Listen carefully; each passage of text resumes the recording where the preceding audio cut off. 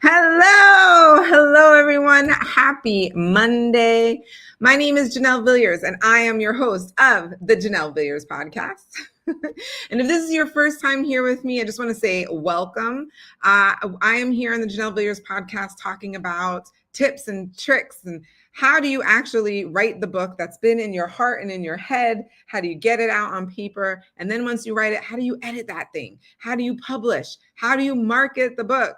I'm giving a lot of tips about that. So make sure that you stay tuned and subscribe, follow all the things if that's your jam. But sometimes I have people who are coming on because they really want to hear from some of the guests that I bring on. So I love to bring authors on so that way you guys can hear from other authors, hear about their journey, hear about their process, and of course, hear about their books. And then sometimes I bring on some folks who haven't written their book yet, but their story needs to be heard. And so I'm really excited because today we are going to be talking about a topic that is not going to be answered by me. I have an amazing guest today. Our topic is turning pain to purpose. Are you guys excited for that one? Turning pain to purpose. So if this is your first time here on the Janelle Villiers Podcast, go ahead and put a 1 in the comments just so I can shout you out. If you are returning, hey, Melissa. Everybody at MP Virtual Solutions, hello. So go ahead and put a 1 in the comments if you're a first time joining us. If this is the second, third, fourth, or you are returning to the Janelle Villiers Podcast, go ahead and put a 2 in the comments because I want to make sure I shout you out as well. We're really, really excited to have you here. And so I'm not going to be the one talking about turning your pain into purpose. I have an amazing guest with me today. I can't wait to interview. You guys have no idea.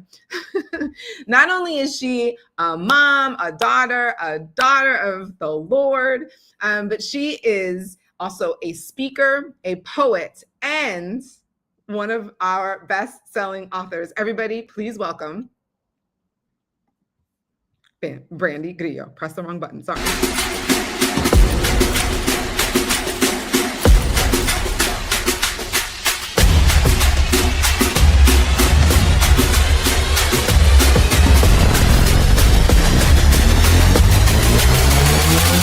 You've believed the lies long enough, the ones that said your worth is in what you've endured. This is where the war ends and healing begins. Yeah.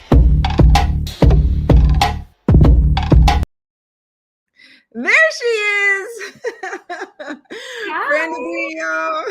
So excited to have you. This has been a journey. Please, I'm just so excited to have you on the show. We were talking backstage and I was saying how I don't think I've had any of the clients that we've worked with actually appear on my podcast, the Janelle Villiers Podcast. We've had others that have appeared on the Say That Channel podcast, but you're the first here. So I am over the moon excited. Me too. I'm excited because this is my first real live interview since becoming a best-selling author. So for it to be with you on your platform, I'm just so honored. I was like, man, God does things, and I like when he does things. Say that. Well, we've got a lot of people saying hello. People are excited to see you. So for those who are joining us for the first time, and they don't know about your book or what even inspired you. Maybe there's some people who are watching who are also thinking about writing their book. I'd love for you to share what inspired you to share your story. Why a memoir and not something else? Oh, that is a good question. So I've been inspired because I've wanted to be an author since I was young. But I wanted to write more of a fiction book instead. And during my writing journey, when I picked it up again, and God was like, you need to do public writing. And I was like, absolutely not. No, I don't want my story out there to everyone. He kind of started changing my heart and my mindset around that. And it started to become where my pain is for someone else. And that was very hard for me to understand because there are certain topics that, yeah, I was cool with talking about, but not all of them. And as I grew in my relationship with him, and as I grew as a writer, I started to heal. And you heal, you move differently, you speak differently, you walk differently, you think differently. And so what I was once scared of, I then decided, well, it's not about me and it's about you, and my pain wasn't just for me, then I do want to help others. And so that's what inspired me to say, okay, I will put what I've been through, my deepest, darkest secrets, I will put them in a book and I will put it for the world to read. If this is what you're calling me to do, if this is what my purpose is. And in that healing process, in that conversation with God, that was what I heard from him. And with that, I was like, okay, I will do it. And that's what inspired me, is really to serve others and to reach back to other people that may have been in the place that I've been at, or are still in the place that I was once at. And to give them some type of hope that they don't have to stay where they're at and that they're not too far.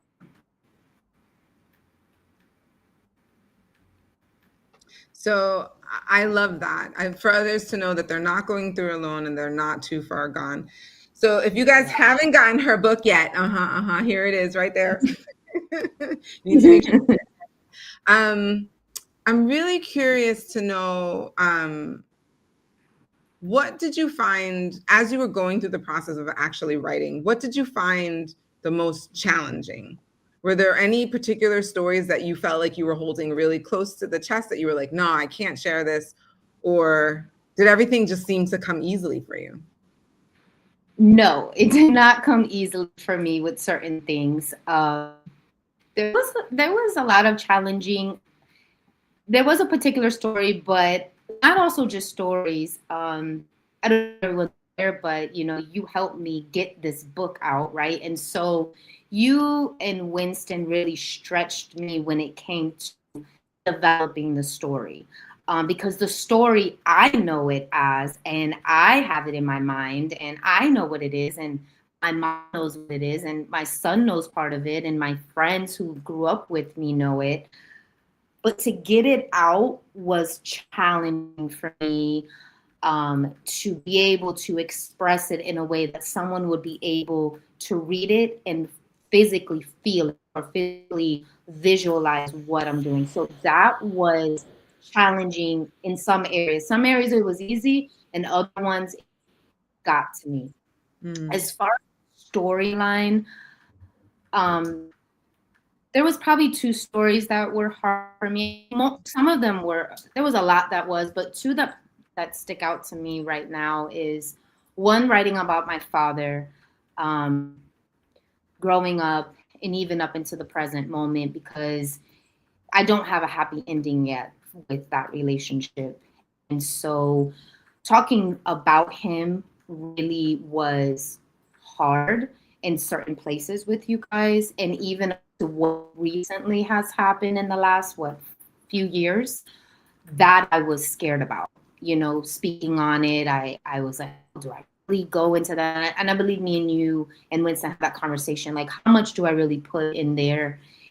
And then also me, I believe just who I used to be and writing it out, and you guys asking questions and us having to reread. It was challenging because I'm like, girl, how many times are you gonna do this? Or, trying to forgive who I once was while I'm writing it as the person I am. That was challenging for me, especially with a lot of things that I did with my body, to my body. And it brought up some topics. There were some times that I even cried with you guys, that it was like, this is challenging. This is really hard to write, but it's not impossible. And I just had to really lean in to you guys encouraging me and really lean into God. Like, you're really asking me to do this? Because this is very challenging right now. And it's hard to do this. But I would say those were probably my three biggest ones that were challenging. And yes, as someone who was there with you during that process, I can remember each one of those instances when we had conversations. I was crying sometimes, right? So I do recognize a lot of that. And so a couple of things I just want to acknowledge. We're going to get to this, but thank you for saying this. MP Virtual Solutions, Janelle Winston are the best at grabbing the story and making it explode out of you.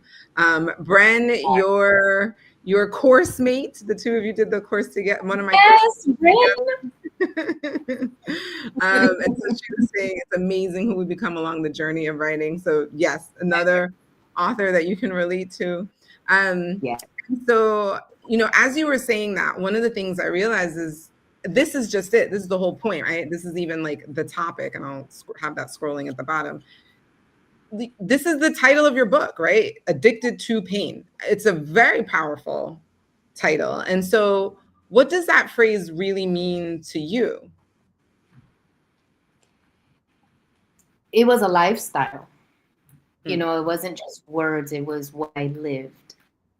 And when you have a toxic belief system, when you have a toxic environment or circumstances, you tend to fester that kind of stuff.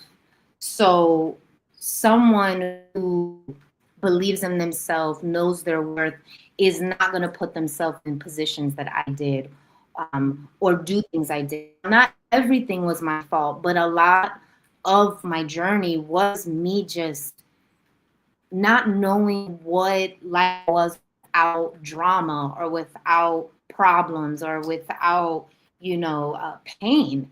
And it was like extra than what we already go through, right? Because life has its troubles.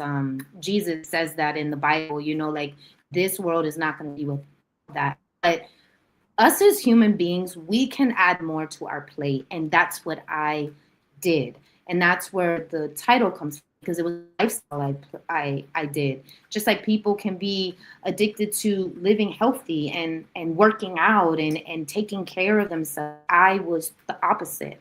I was addicted to people that were toxic, environments that were toxic, drugs, and just everything that just festered negative outcomes and negative conversations. So that's what that title means. It was what I once lived. I know, and I don't want to give too much away because you started to talk about that, right? So things that you have put your body through, and then you start talking about some of the drugs, right? And so, I tell people all the time, like, if you ever feel like you are too gone to be redeemed, you need to read her book. Oh my goodness. Because it is such a story of that. And I think like you said, this addiction that you had to a way of being and a way of seeing yourself or having a particular identity. And so I was actually going to ask the follow-up question, which was related to okay, now how did you turn the pain to purpose? However, people are starting to ask questions in the comments. So I want to make sure we answer people's questions. Yeah. So this one comes from Winnie WB. What have you learned about yourself after publishing your book? That I am more than a writer. Listen, writing is something that passion of mine, so I can write. Like, I don't really need a set stage or a set time. I don't have to be like, oh, I've got to write it this time. I can be driving in my car and something will come up and I've got to be like, pull over, and I'm a writer. But this process I have had to learn how to be more than a writer and be more of a student than anything else. So I've really learned, wow, this takes more, and then I can do it. Like, I can do hard things, challenging things, even things I don't know what to do. Because I know when we first started, I was like, I don't know. And those I don't knows had to develop into, well, how can I know? What do I need to learn? How do I build that? So you just become more of what you are starting to be. So it's like you just learn and you look back and you're like, dang, I did that. And you're like, I didn't even know how to do it, but you have to learn, or you're just going to stay stuck. And you have support, but not everyone's they can't hold your hand for everything. So you also have to learn. So yeah, definitely becoming more than a writer. I will say that for sure. That's awesome. That's actually awesome to see, since I feel like I was a part of that journey, and I feel like you have from that. You've rocked it all, Brandy. In the comments. If you guys have questions, please put them in the comments as well. I will put the comments up so Brandy can see. If you have any questions, excuse me, please ask your questions, or if you have comments, I will put them up so Brandy can see them and she can answer your questions. So keep those questions coming. And so my question then is, sometimes healing requires a bit of surrender. So what did surrender look like in your journey with God? Oh, like letting go of me. And that was super hard. Like what I believed, what my perception, the way I saw the world and myself, I had to give all of that up. Like I literally had to be like stripped, like naked. Like I had to get rid of so much. And it was like, dang, Lord, how much more do I have to like give up? Because so much was deeply rooted. And it's like, okay, for example, if it's like anger, where did that anger come from? And then you start to realize, oh, anger may have like 10 levels to that thing, and so you have to like go through each one. So surrendering to me, it was like being born again. Like, hold up, I have to let go of everything that I know. I have to unlearn, to relearn. And that's hard. It's hard because us as humans, we want ourselves, right? We want to do it our way. Our flesh, like it is us. And that is one of the hardest parts of walking with God, is you have to surrender your life. And so it still is tough, but there are certain areas that it's not as tough anymore. I'm able to be like, okay, I'm going to give it to you. But it's just laying yourself down, and it's a daily practice. It's not just like, oh, I'm going to let it go. It was a daily thing I had to remember, because I would start off and I'm good for a week. And then, of course, your pride, it's like, oh, I got this. I could do this. And I'd put myself in something, and boom, I would fall flat on my face again, and I'd get all dirty again. And then, shame can start coming back in, regret, all these things that I just let go of. I felt like a week ago, now they come back. So it's hard because it takes a lot of effort to get healed, but it's so easy to fall off and get those negative emotions to start coming back. And that was like, okay, this is a daily surrender that I have to do, no matter where I'm at, no matter who I'm with.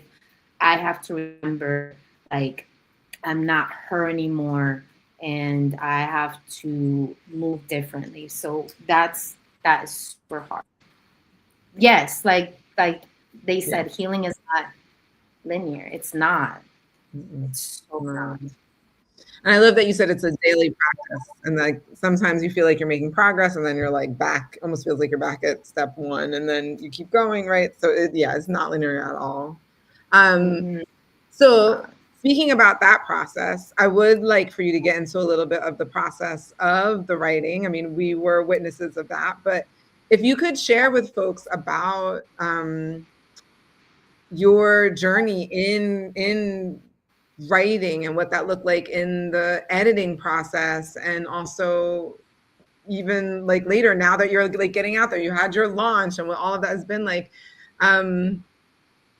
I'm just really curious if you would share any, like, what do you feel like has been some of like the biggest highlights of either working with us or just this journey of like becoming the author that you now are, a best-selling author?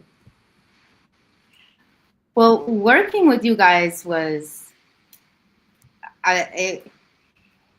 God opened that door, because I wasn't sure. Like I was at the point of like 5 years of writing. You've got, I think I had like 55,000 words, and I'm like, we didn't even have an ending. I was like, I don't even know how to end this. All I know is that I can't look at the script anymore, and I need to get it to someone.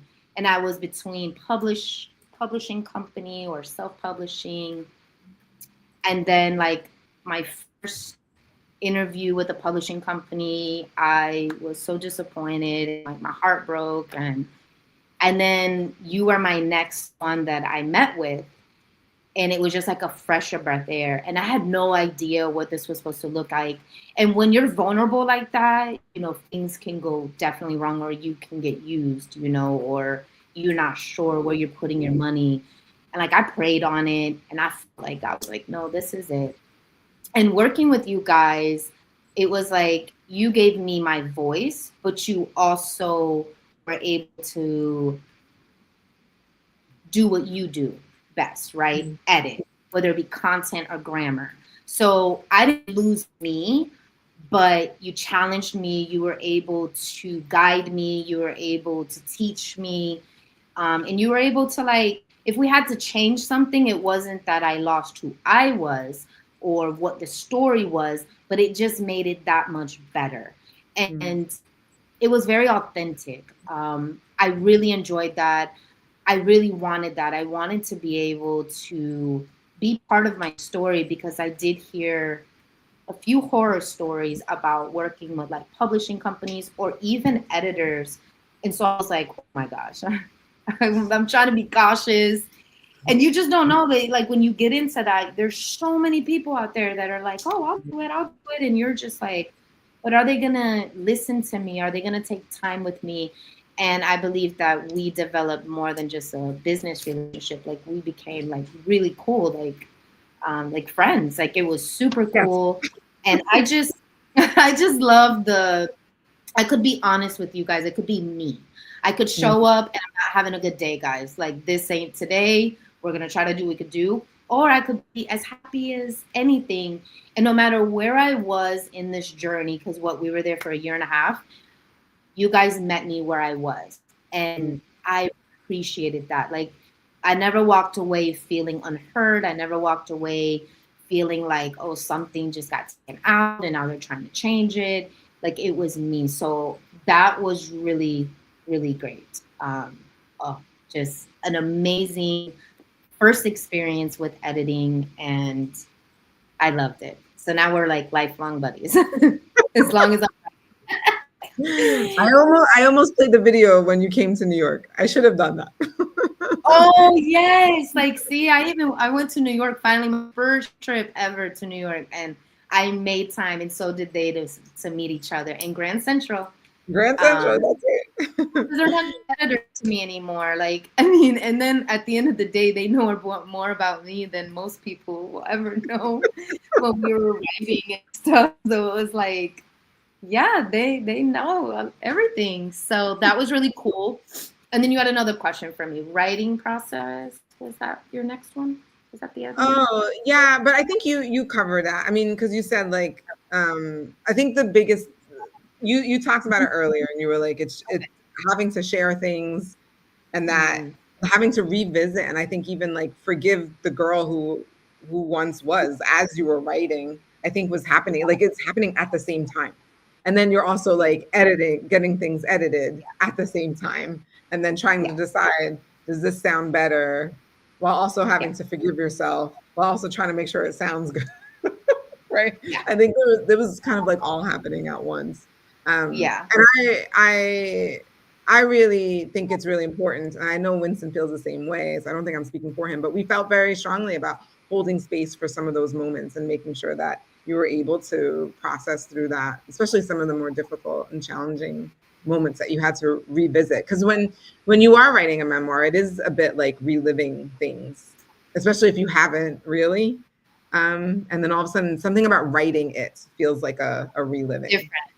Mm-hmm. Definitely. I agree with you. Then it playing in your mind, because when you have to write it out, and then you are working with people, and that was a great point that you said. Like, you gave me space. So it's like, yes, we had deadlines, and yes, we need to get through this, and yes, we need to get this chapter done.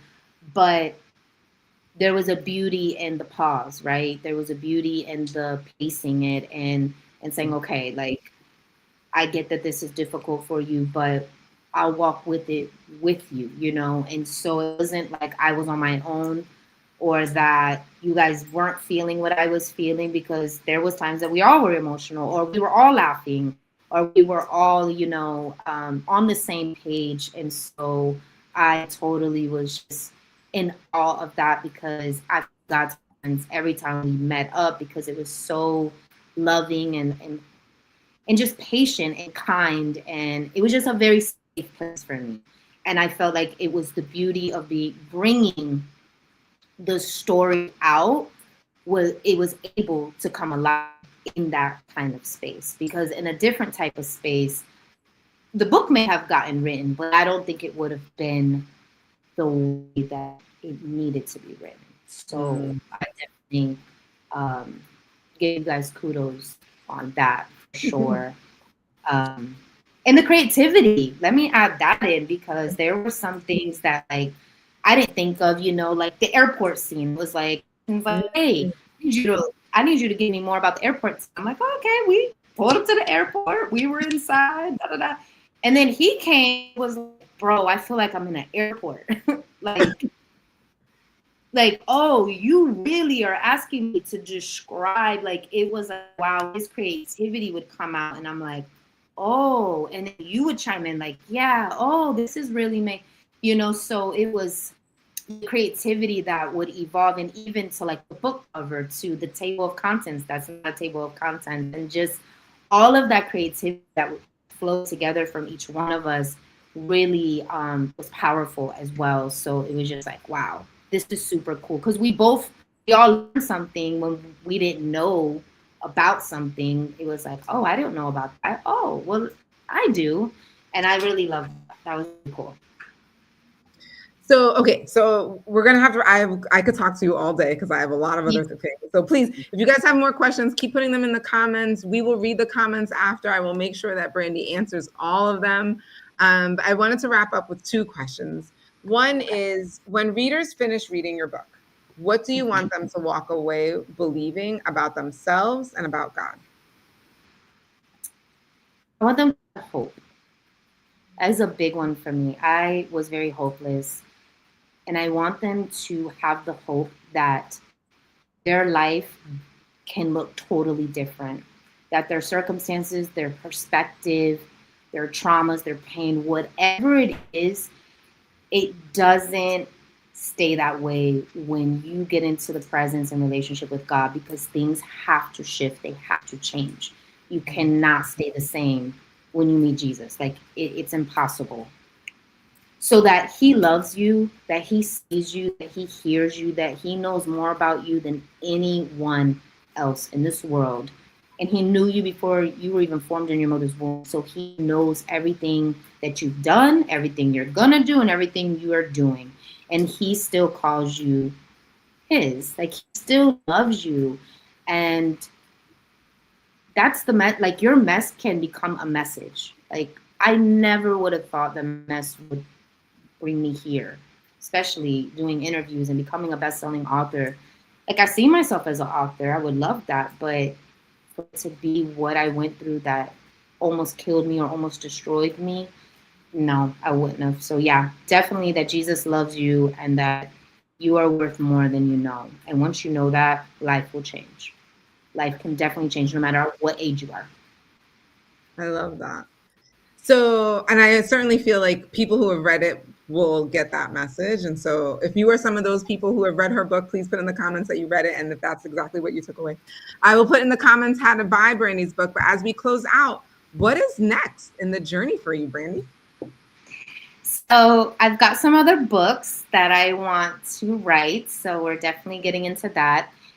Building my brand, Words That Speak. Definitely want to build that more. And definitely helping women with toxic belief systems. That has my core mission. And I hope to now start being able to do that. And yeah, that's my next journey as far as this part goes. So I'm just excited for what it looks like now, like, it's so new for me because I'm so like, oh, the writing part, right? And now this is all very new. And so it's a little different, but I am learning, like, okay, I got to follow where God's leading me. So I just think the best is yet to come. There's just so much more than what I'm even giving you that I think he has for me that I just don't know about yet. Say that. Well, yes, I see it too for you. I can't wait to witness it, to see as more opportunities come, as you change more and more people's lives. I can already envision it, and I can't wait to see where it leads you. So thank you so much again for joining us. It really was amazing to like sit down and actually talk to you about some of these things. I don't think we've like done that like on the after side, right? I know the after side is so different than the other side. The process, yeah. All right. Well, I will talk to you later. So thank you again for being on. Everyone, please reach out to Brandy. She is a real person. You can find her on Instagram. She's that's Words That Speak with a Z. You can find her on Facebook, Brandy Grillo. There's her YouTube, also at Words That Speak, and that is her website. There, you can get the book there too. This has been amazing. Thank you so much, Brandy. All right, everyone. That is today's show. Thank you so much for joining us. I am really excited to see you next week. We have another special guest with us. And until then, have a great rest of your week and happy Thanksgiving, everyone. Bye.